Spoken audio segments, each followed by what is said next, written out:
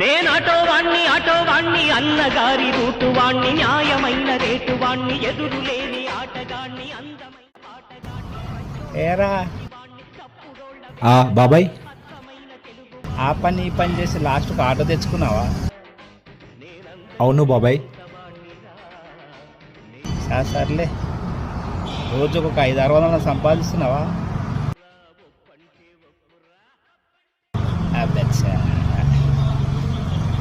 సర్లే, ఏమన్నా కిరాయి పరువులు ఉంటే నేను చెప్తాను. అరే చెప్పడం మర్చిపోయినారా, రేపు మా అత్తమ్మ స్వర్ణగిరి యాదగిరి గుట్టవుతారు. జాగ్రత్త దులిపోయి జాగ్రత్త దొరుకుతారా రే మనోలే. తీసుకో, ఓ 100-200.